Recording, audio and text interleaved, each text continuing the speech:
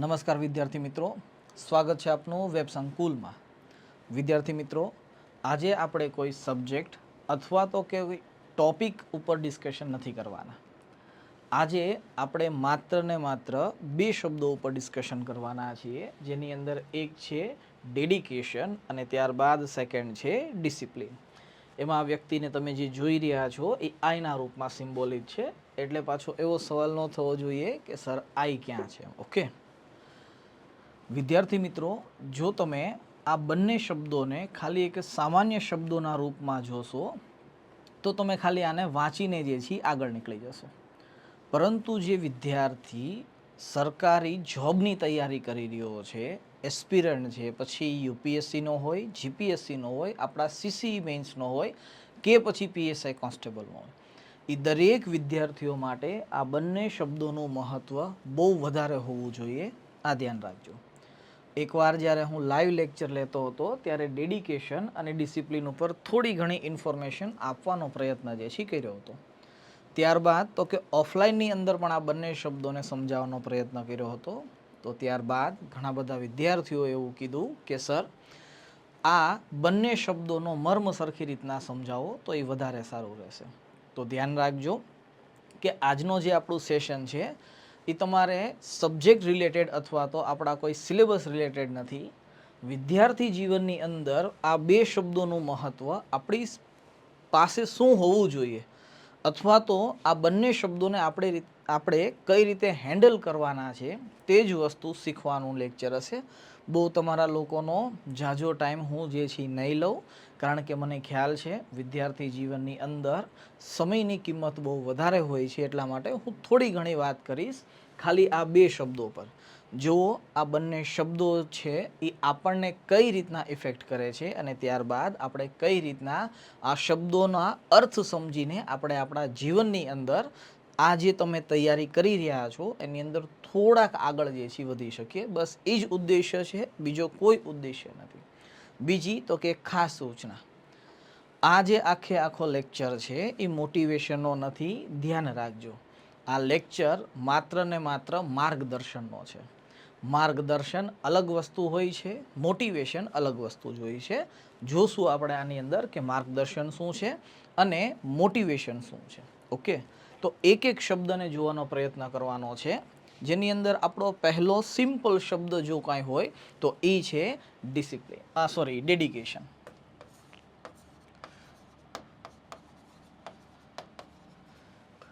Okay, જ્યારે આપણે ડેડિકેશનની વાત કરીએ છીએ, ધ્યાન રાખજો આપણે એકદમ સામાન્ય અર્થોની અંદર આ વસ્તુને સમજવાનો પ્રયત્ન કરશું। કોઈ મોટા અઘરા શબ્દો નથી લેવાના અથવા તો અઘરું ગ્રામર શીખવાનું જે છે આપણે જે છે કરશું નહીં, અથવા તો એનાથી બચવાનો પ્રયત્ન કરશું। આપણે ખાલી એ જ વસ્તુ શીખવાનો પ્રયત્ન કરશું જે સામાન્ય ભાષાની અંદર કોઈ પણ વિદ્યાર્થી સમજી શકશે। ઓકે,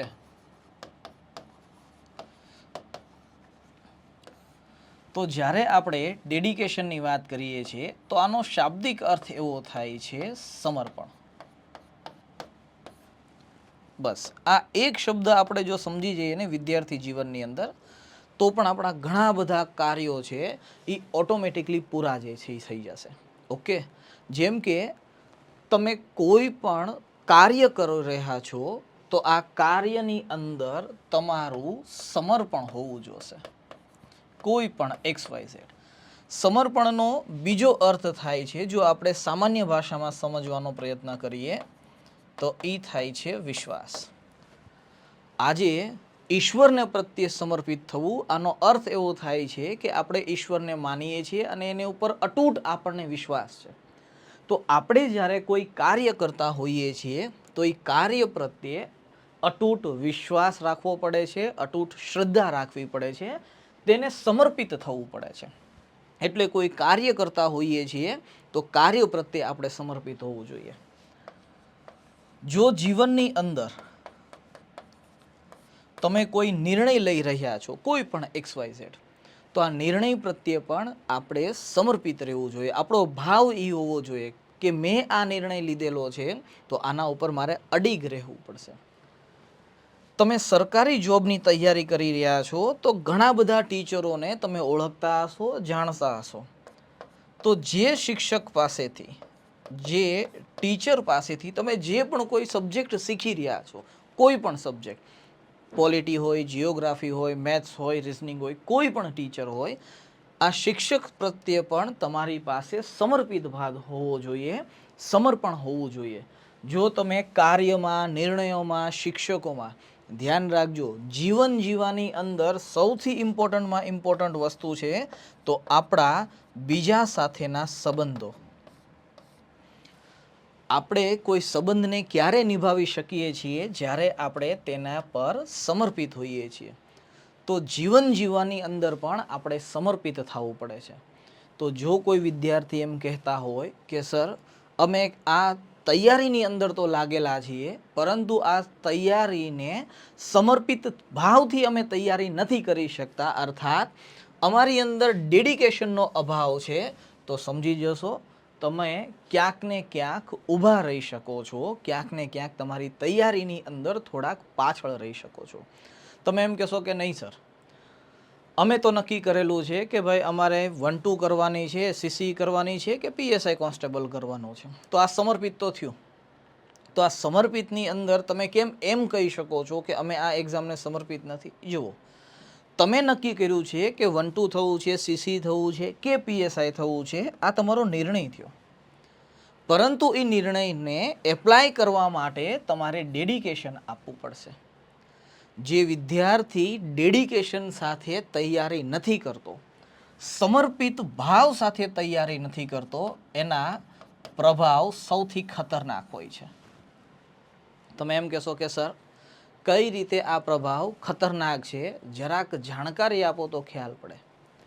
જે વિદ્યાર્થી, તમે માર્કિંગ કરીને જોજો કે જ્યારે કોઈ એક્ઝામને સમર્પિત ભાવથી શરૂઆતમાં ભણવાનું શરૂ કરશે, 1 મહિનો 2 મહિના બહુ સરસ રીતે જે છે ચાલશે, પરંતુ જેમ જેમ એ વિદ્યાર્થી આગળ તૈયારી કરતો જે છે જશે, તો એ તૈયારીની અંદર થોડો ઘણો બોર થતો જશે. એનો વિશ્વાસ જે છે એ ધીરે ધીરે કરતાં જે છે એ ઉડતો જશે. એના ઘણા બધા કારણો હશે. ક્યારેક એને એવું લાગશે કે આ ટીચર જે છે બરાબર નથી, આની કરતાં બીજા ટીચર હોત તો સારું હોત. ક્યારેક એને જે છે એવું લાગશે કે હું જે મટીરિયલ વાંચી રહ્યો છું, હું જે બુક્સ વાંચી રહ્યો છું, એ બુક્સ બરાબર જે છે નથી. ક્યારેક એને એવું લાગશે કે હું જે કાર્ય કરી રહ્યો છું, એક્ઝામ સંબંધિત કાર્ય કરી રહ્યો છું, એ કાર્ય બરાબર નથી. જુઓ, અહીંયા તેનો સમર્પિત ભાવ જે છે નથી. તમે જે શિક્ષકને માનો છો, જે બુક્સને માનો છો, એની ઉપર સમર્પિત થવાની અહીંયા વાત કરવામાં આવે છે. એટલા માટે કહીએ છીએ પહેલાં ડેડિકેશન હોવું જોઈએ.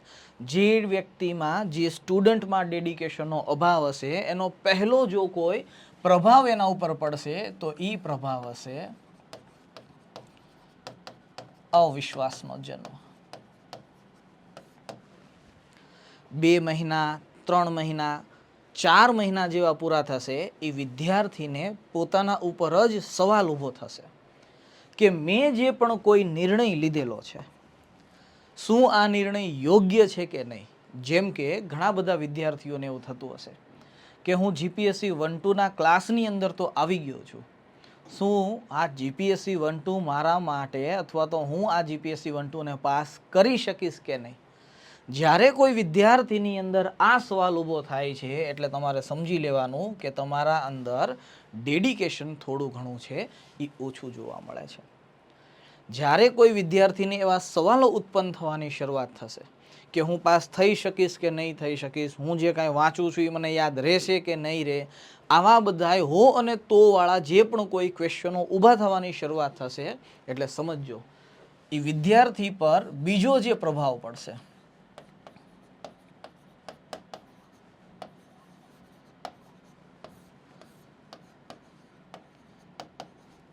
એ હશે કે તેની જે પણ કોઈ સ્થિતિ હશે, જે વર્તમાન સમયની અંદર જે કોઈ પરિસ્થિતિ હશે, એ પરિસ્થિતિની અંદર ધીરે ધીરે કરતાં ભટકાવ આવતું જશે. પરિસ્થિતિની અંદર ભટકાવ આવો, આનો અર્થ થશે, તમે માર્કિંગ કરીને ક્યારેક જોજો કે શરૂઆતના 1-2 મહિના તમે ક્લાસ રેગ્યુલર અટેન્ડ કરતા હોય, ઓનલાઈન ક્લાસ હોય, ઓફલાઈન ક્લાસ હોય કે પછી લાઇબ્રેરી હોય, કોઈ પણ હોય, પરંતુ 1-2 મહિના બાદ જ્યારે તમારું ડેડિકેશનની અંદર થોડો ઘણો જે છે એ કમી આવે છે, એટલે જેવો અવિશ્વાસ જન્મે છે ને ત્યારબાદ તમારી સ્થિતિ ભટકાવ થઈ જાય છે. ધીરે ધીરે કરતાં તમે તમારી તૈયારીની અંદર ઇનરેગ્યુલર થવાની શરૂઆત કરી દો છો. ક્યારેક અઠવાડિયામાં 1 દિવસ બંક મારવાનો શરૂ થાય છે, ક્યારેક ધીરે ધીરે અઠવાડિયામાં 3 દિવસ બંક મારવાનું થાય છે. પછી આપણે આપણી જાતને એ સમજાવી શકીએ છીએ અથવા તો સમજાવવાનું શરૂ કરીએ છીએ કે ભાઈ ગમે એમ થશે, આપણે આ તૈયારીની અંદર થોડી ઘણી મહેનત કરી લેશું. આનો અર્થ કે અવિશ્વાસ જેવું જન્મ થશે ત્યારબાદ તો કે ભટકાવની સ્થિતિ ઉત્પન્ન થશે. જેવું ભટકાવ આવશે એટલે ત્રીજો પ્રભાવ આવશે. મેં તમને કીધું એ તમારી અનિયમિતતા શરૂ થઈ જશે. અર્થાત તમે કોઈ વસ્તુ પર અથવા તો કોઈ સબ્જેક્ટ પર, કોઈ ટોપિક પર, કોઈ ક્લાસ પર, કોઈ ઓનલાઈન ક્લાસ પર, કોઈ લાઇબ્રેરી ઉપર ફોકસ નહીં કરી શકો. ધીરે ધીરે કરતાં તમે અનિયમિત થતા જશો. ત્યારબાદ તમે મિત્ર સાથે જોડાયેલા છો, તમે પરિવાર સાથે જોડાયેલા છો, તમે સમાજ સાથે જોડાયેલા છો, તમે સોશિયલ મીડિયા સાથે જોડાયેલા છો. યુટ્યુબ હોય, ઇન્સ્ટા હોય, ફેસબુક હોય, ટ્વિટર હોય, જેટલા પણ જે આપણે સોશિયલ મીડિયા કહે છે, આ બધા સાથે જોડાયેલા છો. આ બધા સાથે જોડાયેલા છો એટલે જ્યારે તમે બીજાને જોતા હશો ત્યારે અનિયમિતતાના કારણે પહેલો જો કોઈ તમારી ઉપર પ્રભાવ પડશે તો એ હશે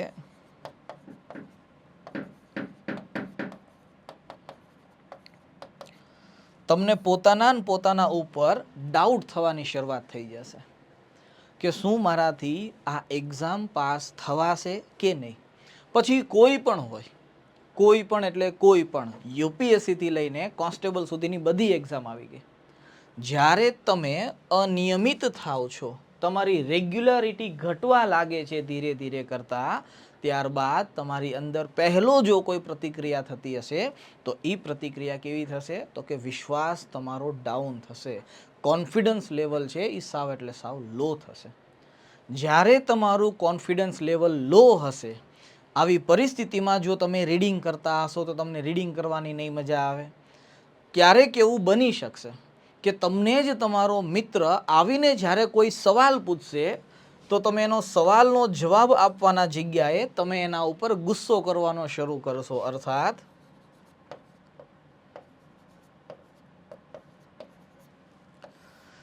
તમારી અંદર ચીડચીડાપન આવી જશે. આનો અર્થ એવો થાય છે કે તમે સામેવાળાને જુઓ છો ને તમારો સ્વભાવ એવો નથી બેઝિકલી ગુસ્સો કરવા જેવો, પરંતુ તમે જે પણ કોઈ સમર્પણ આપવાની વાત હતી ત્યાં સમર્પણ સાથે તમે કોમ્પ્રોમાઇઝ કરવાની શરૂઆત કરો છો. તમે એ નિર્ણય લીધો છે તમારી લાઈફની અંદર કે હા, હું 1-2ની પ્રિપરેશન કરીશ, હું આગળ જતાં પીએસઆઈ, સીસી કોઈ પણ એક્ઝામની તૈયારી કરીશ. તમે આ નિર્ણયની અંદર કાર્ય કરવાની પણ શરૂઆત કરી દો છો, પરંતુ તમારી અંદર સમર્પિત ભાવ નથી આવતા. ઘણા બધા વિદ્યાર્થીઓ આવે છે અને એમ કહે છે કે સર, જ્યારે પણ હું સવારમાં વાંચવાની શરૂઆત કરું છું ને, હું 5 થી 10 પેજ બહુ સારા વાંચું છું, પરંતુ 5-10 પેજ વાંચ્યા બાદ જ્યારે હું વાંચવાનું આગળ શરૂ કરું છું ત્યારબાદ મને જે શરૂઆતમાં 5-10 પેજ યાદ રહે છે ને, એ બીજા બધા યાદ નથી રહેતા. આનું કારણ શું છે એ જરાક સમજાવો. આપણે આવા જ બધા નાના નાના સવાલોના જવાબ લેવા માટે આજે અહીંયા ભેગા થયા છે, બીજો કોઈ ઉદ્દેશ્ય નથી. ઓકે, એટલે મેં તમને લોકોને કીધું કે આજે કોઈ વસ્તુ ભણવાની નથી. એટલા માટે આ લેક્ચર બનાવવામાં આવ્યો છે, અથવા તો એટલા માટે આ લેક્ચર જે છે કરી રહ્યો છું. એનું કારણ છે કે હમણાં 2-3 દિવસ પહેલાં જીપીએસસી 1-2નું પ્રિલિમ્સનું રિઝલ્ટ આવ્યું. ઘણા બધા વિદ્યાર્થીઓને એ સવાલ મૂંઝવે છે કે સર હવે અમારે મેઇન્સની પ્રિપરેશન કઈ રીતે કરવી. બીજી વસ્તુ, સર અમારી મેઇન્સ અમારાથી થશે કે નહીં થાય, આની ઉપર કાંઈક જે છે આન્સર આપો. ત્રીજી વસ્તુ, ડીવાયએસઓનું મેઇન્સ હમણાં સાથે જે છે સામે આવવાનું છે. ત્યારબાદ તો કે જાન્યુઆરી 2025ની અંદર ફરી વખત પ્રિલિમ્સ જે છે લેવાની છે. તો એટલા માટે આ વિડીયો બનાવવામાં આવેલો છે કે આ વિડીયો એ નવા છોકરાઓ માટે પણ છે જે જાન્યુઆરી 2025ની અંદર પ્રિલિમ્સ આપવાના છે, અને આ વિડીયો એની માટે પણ છે જે અત્યારે ડીવાયએસઓ અથવા તો જીપીએસસી 1-2ની મેઇન્સ આપવાનું છે. કારણ કે એને ઘણા બધા આવા ક્વેશ્ચનો હોય છે. એ જ ક્વેશ્ચનની અંદર જો આમાંથી કોઈ એક રસ્તો એના ઉપર જે છે આવી જશે કે નહીં, કે આ કારણથી આપણે ડેડિકેશન અથવા તો સમર્પણ ભાવ આપણામાં નથી આવતો, તો એ ધ્યાન આવી જશે અને ખ્યાલ આવી જશે. બીજો કોઈ જે છે આની અંદર ઉદ્દેશ્ય નથી. ઓકે, જ્યારે વ્યક્તિની અંદર ચીડચીડાપન આવે છે, અર્થાત એને કોઈ બોલે છે એ નથી ગમતું, એ ટાઈમ ટુ ટાઈમ જે છે લાઇબ્રેરી આવે છે પરંતુ બીજા સાથે વાત કરવાનું છોડી દે છે, એક્સેટ્રા એક્સેટ્રા, આવા બધા લક્ષણો આવવા માંડે ને, ત્યારબાદ ધીરે ધીરે કરતાં એ વિદ્યાર્થી ડિપ્રેશનની અંદર જવાનું શરૂ કરે છે. જ્યારે આ વ્યક્તિ ડિપ્રેશનની અંદર જવાનું શરૂ કરશે ત્યારે એ દરેક બાબત માટે હંમેશા પોતાને જવાબદાર રહેશે. કોઈ પણ કાર્ય થયું હશે એની અંદર હંમેશા એ પોતાને જ બ્લેમ કરવાનો પ્રયત્ન કરશે. જોજો તમે માર્ક જે છે એ કરજો કે એવા ઘણા બધા વિદ્યાર્થીઓ હશે કે જે બિચારા ડેડિકેશન સાથે આવ્યા હશે તૈયારી કરવા માટે, પરંતુ આ બધી જ વ્યવસ્થાના કારણે, સમર્પિત ભાવ ન હોવાના કારણે તે ધીરે ધીરે કરતાં જે છે કહી શકો છો કે તે ડિપ્રેશનની અંદર જવાનું શરૂ કરે છે. ઘણા એવા વિદ્યાર્થીઓ છે જે એવું કહે છે કે સર 2 મેઇન્સ લખેલી છે છતાં કાંઈ નથી થયું, 4 મેઇન્સ લખી છે છતાં પણ કાંઈ નથી થયું. હવે સર એવું લાગે છે કે જોબ છોડી દેવી જોઈએ, અથવા તો એમ કહે છે કે સર પ્રિપરેશન કરવાનું જે છે સાવ મૂકી દેવું જોઈએ અને પ્રાઇવેટ જોબ અપનાવી લેવી જોઈએ. તો આ ભાવ ક્યારે આવે છે? તો કે જ્યારે આ ભાવ સમર્પણ આપણા અંદર નથી હોતું ત્યારે જે છે આવે છે. સમર્પણ ધ્યાન રાખજો ખૂબ જ જરૂરી છે. પછી કોઈ પણ પ્રત્યે હોય, કોઈ પણ પ્રત્યે, ઓકે, આ સમર્પણનો ભાવ ત્યારે જ આવશે જ્યારે તમે એ સબ્જેક્ટની, એ સંબંધની, એ શિક્ષકની, એ કોઈ પણ બાબતોની અંદર તમે ડીપ નોલેજ લેવાનું શરૂ કરશો. એ પહેલાં નહીં આવે, ધ્યાન રાખજો. ઘણા બધા વિદ્યાર્થીઓ એવા છે જે આવીને પૂછે છે, જોજો જ્યારે એની સ્થિતિ ભટકાવની હોય ને ત્યારે એ આવીને પૂછવાનું શરૂ કરે, સાહેબ કયો તો જરા કયા પુસ્તકો વાંચવા, ખબર નથી પડતી. કયો તો સર કઈ રીતે તૈયારી કરવી, ખબર નથી પડતી. સર ક્યાં ક્લાસ કરું, ઓનલાઈન કરું કે ઓફલાઈન કરું? આનો અર્થ એવો થાય છે કે એને નિર્ણય લઈ લીધો છે, બસ સમર્પિત ભાવ નથી. આ સમર્પિત ભાવ પ્લીઝ પોતાની અંદર જે છે કેળવતા જે છે શીખો, તો ભટકાવની સ્થિતિ ઓછી આવશે. ભટકાવની સ્થિતિ ઓછી આવશે તો તમે પોતાની અંદર વિશ્વાસ જગાડીને કાર્ય કરી શકશો. એટલે પ્લીઝ મારું પહેલું જે છે તમને લોકોને જો કોઈ વસ્તુ કહેવાની હોય તો એ જ છે કે સમર્પિત ભાવ હોવો જોઈએ. પોતાના પર થોડો ઘણો વિશ્વાસ જે છે એ રાખવો પડશે.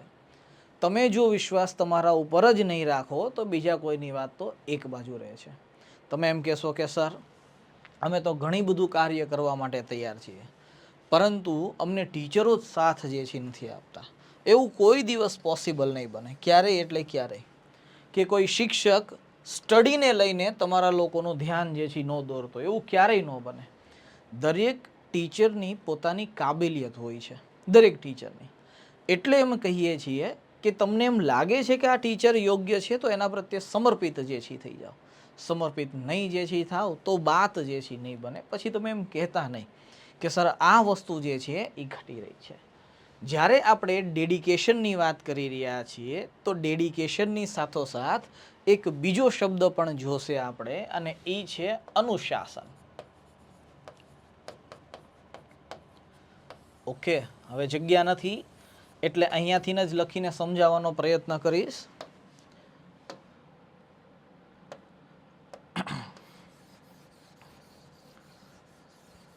બીજો જે શબ્દ જોશે એ જોશે આપણો અનુશાસન.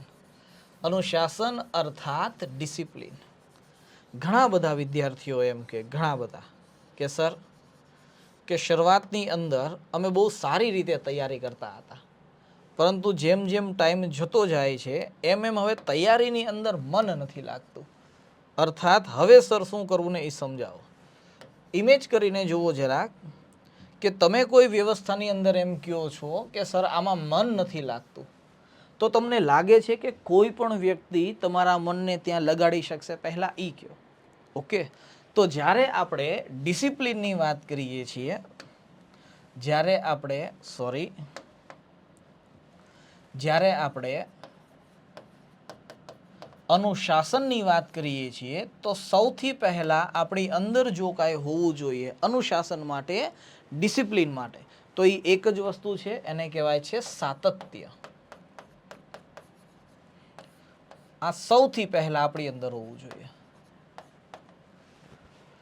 ઘણી વખત હું છોકરાઓને કહું છું, ઘણી વખત હું જ્યારે પણ ઓફલાઈનની અંદર લેક્ચર લેવા જાઉં છું ત્યારે હું હંમેશા હાથ નોટ્સથી લખાવું છું છોકરાઓને.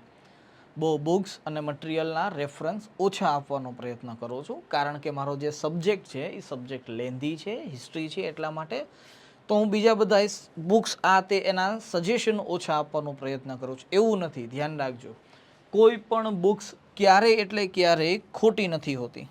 ઘણા બધા વિદ્યાર્થીઓ એમ કહે છે કે સાહેબ આ બુક્સમાં કાંઈ લઈ લેવા જેવું નથી. અરે યાર, આજે કોઈ પણ XYZ લેખકે કોઈ બુક્સ બહાર પાડી હોય તો તમને લાગે છે કે બસ એ ખાલી હવાબાજી કરવા માટે બહાર પાડી હશે?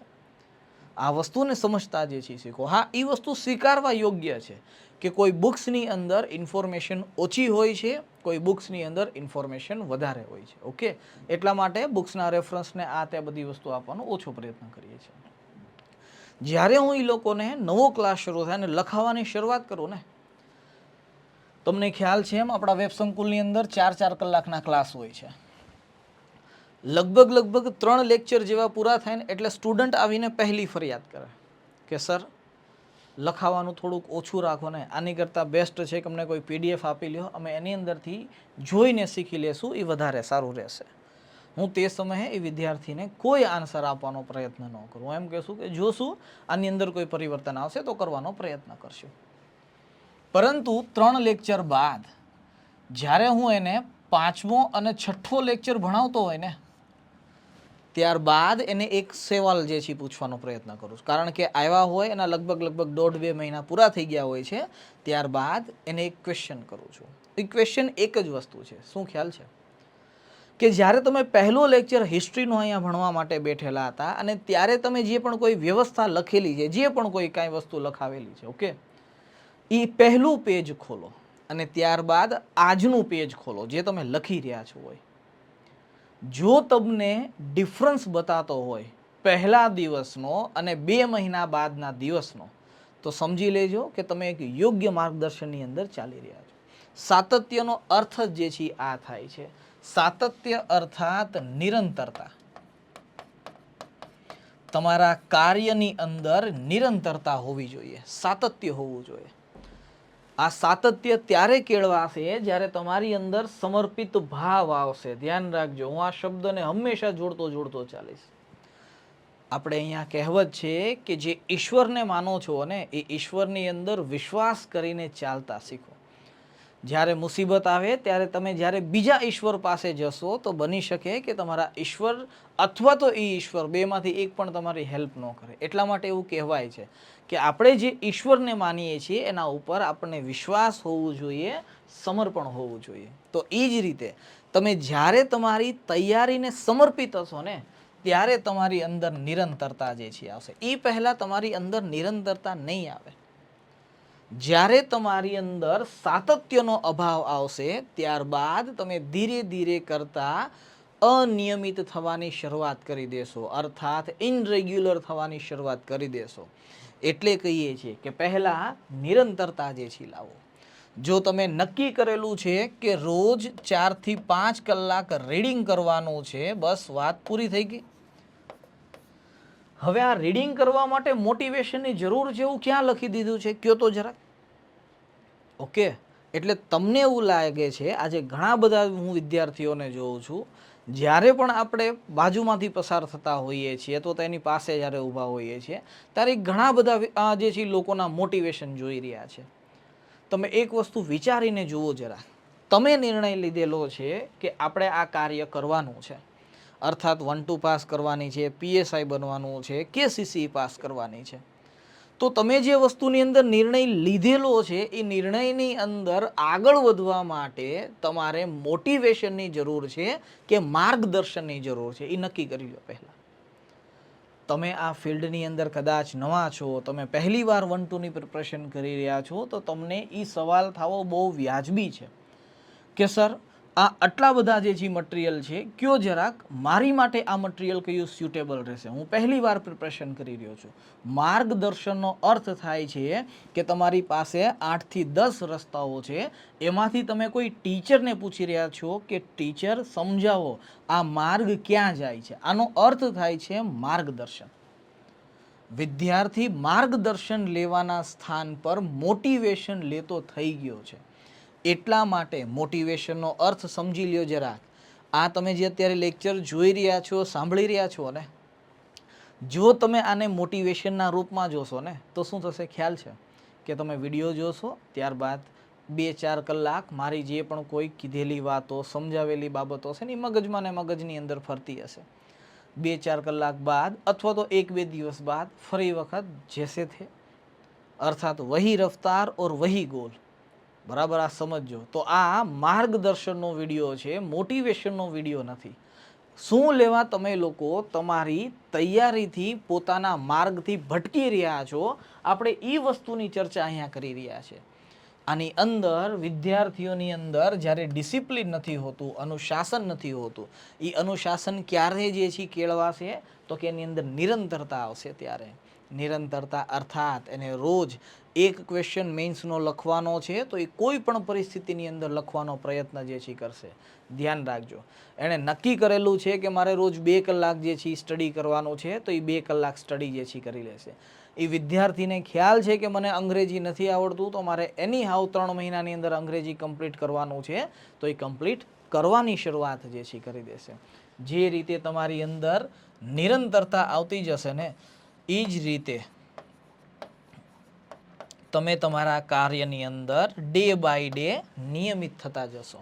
અર્થાત તમે માર્ક કરીને જોજો, તમે રેગ્યુલર બેઝ ઉપરથી રોજ આપણા સિંધી સર છે કરંટ અફેર લઈને આવે છે. ઠીક, આ કરંટ અફેરનો લેક્ચર રોજ સવારમાં જોઈ રહ્યા છો, માર્કિંગ કરીને જોજો. ક્યારેક રોજ સવારમાં જઈ રહ્યા છો, લગભગ 15 દિવસ 20 દિવસ પછી તમને ટેવ પડી ગઈ છે.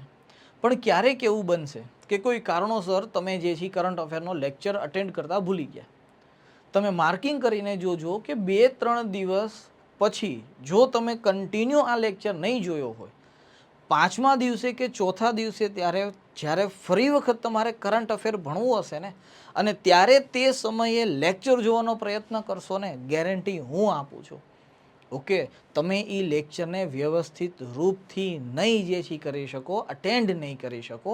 એનું રીઝન છે તમારી અંદર શું ઘટે છે તો કે નિયમિતતા જે છે ઘટે છે, રેગ્યુલારિટી જેને આપણે કહીએ છીએ. તો નિયમિત બનતા જે છે શીખો. અને લાસ્ટ સૌથી વસ્તુ, અનુશાસન ત્યારે આવશે જ્યારે પોતાના પ્રત્યે, ઓકે, બીજા પ્રત્યે નહીં, પોતાના પ્રત્યે મૂળ રૂપથી તમે લોકો ઈમાનદાર જે છે રહેશો. પહેલા પોતાની જાતને એ સવાલ જે છે કરો કે તમે આ એક્ઝામ જે આપી રહ્યા છો, જે પણ કોઈ, ઠીક છે, આ એક્ઝામ તમે પોતાના માટે આપી રહ્યા છો, પોતાનું ફેમિલી વ્યવસ્થિત થાય એની માટે આપી રહ્યા છો કે આખા ગામને દેખાડવા આપી રહ્યા છો કે જો હું આ કાર્ય કરી રહ્યો છું. આજે તમને જ્યારે ફોન આવે છે ઘરેથી મમ્મી પપ્પાનો તો તમે એને કહી તો દો છો કે હા પપ્પા તૈયારી બહુ સારી ચાલે છે, પણ પૂછો પોતાની જાતને કે શું તમે રિયલમાં વ્યવસ્થિત રૂપથી તૈયારી કરી રહ્યા છો? હું ગેરંટી સાથે, દાવા સાથે કહું છું, અમે આટલા બધા વિદ્યાર્થીઓને ભણાવી રહ્યા છીએ, ઘણા બધા વિદ્યાર્થીઓ પાસ થાય છે અને એની કરતાં વધારે વિદ્યાર્થીઓ ફેલ થાય છે. તો જ્યારે કોઈ એક ટીચર દરેક વિદ્યાર્થીઓને સેમ ભણાવી રહ્યો છે, સરખું ભણાવી રહ્યો છે, તો એવું શું થાય છે કે ઘણા બધા વિદ્યાર્થીઓ પાસ થઈ જાય છે અને ઘણા બધા વિદ્યાર્થીઓ ફેલ થઈ જાય છે? તો કે એનું રીઝન એ છે કે એની અંદર સમર્પણ ભાવ છે અને એ વ્યક્તિની અંદર, એ સ્ટુડન્ટની અંદર અનુશાસન છે. આ અનુશાસન ત્યારે કેળવાશે જ્યારે એ વ્યક્તિ પોતાના પ્રત્યે ઈમાનદાર રહેશે.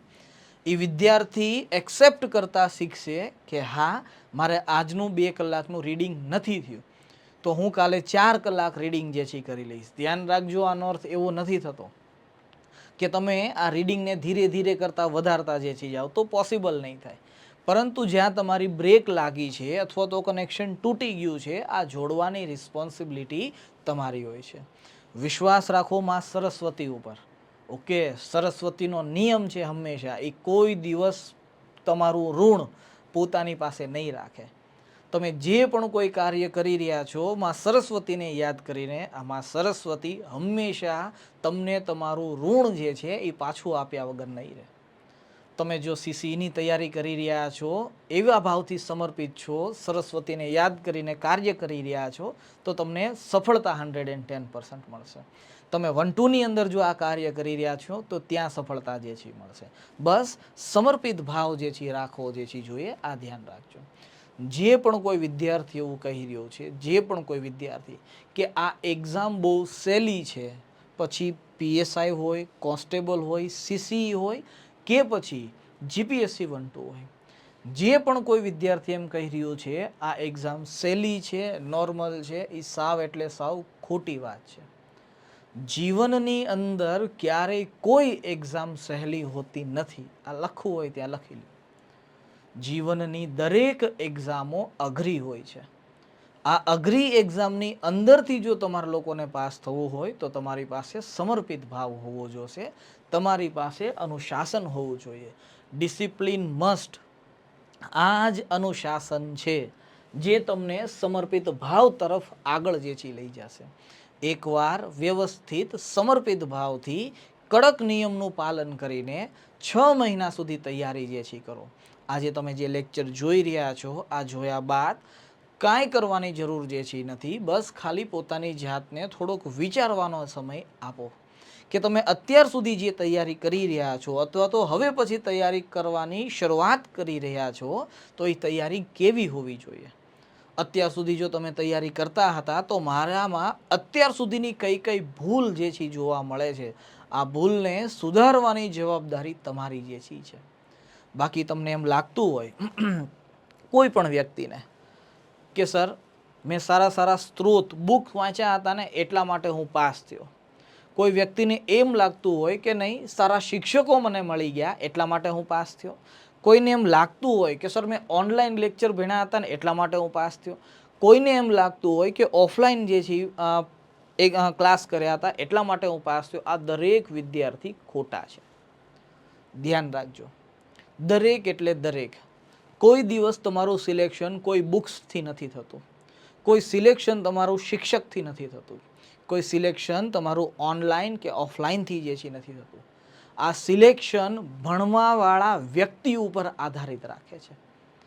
જે વિદ્યાર્થીની અંદર કાબિલિયત હશે એ વિદ્યાર્થી કોઈ પણ કાળે જે છે પાસ કરી જશે અને કોઈ બીજી વસ્તુની જરૂર હોતી જ નથી, ક્યારેય એટલે ક્યારેય નહીં.